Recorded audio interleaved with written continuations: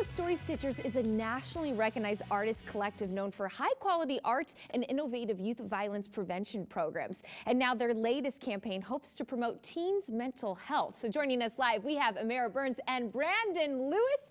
Thank you both so much for joining me today. Thank you for having us.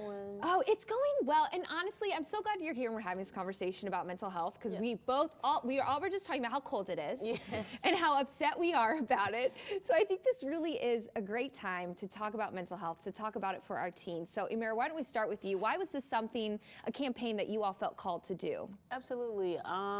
Just because we seen that it's just been a rise in the curiosity about mental health care.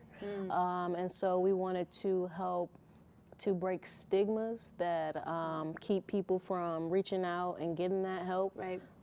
Especially with our youth and young adults. Right. It's like sometimes they don't even know that there is help. Right. So we just wanted to really break stigmas, give people the resources that they need, educate them, help them to open up and have those tough conversations, and really just begin that snowball effect of healing as a community. Right. And it is beautiful, that idea of breaking stigmas. Of course, it's certainly more talked about now, but still that idea of like, no, there's things like therapy, group therapy, talking with people. It can be hard to do, but it surely is helpful. So Brandon, what does that look like, this campaign? We know the initiative behind it, but how do you bring it to action?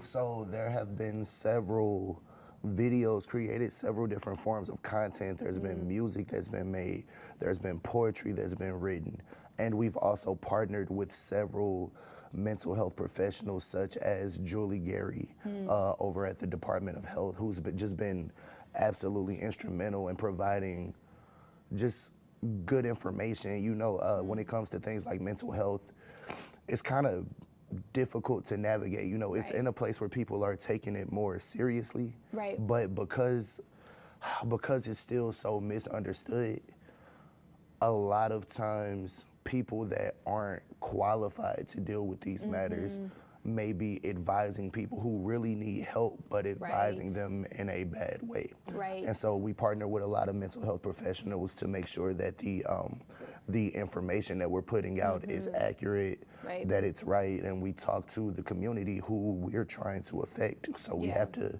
make them a part of the solution. You know what I'm saying? It's not us making this to give to them, but us more so saying, be a part of the solution and whatnot, so that we're getting good information when we're making these videos, when we're making this content.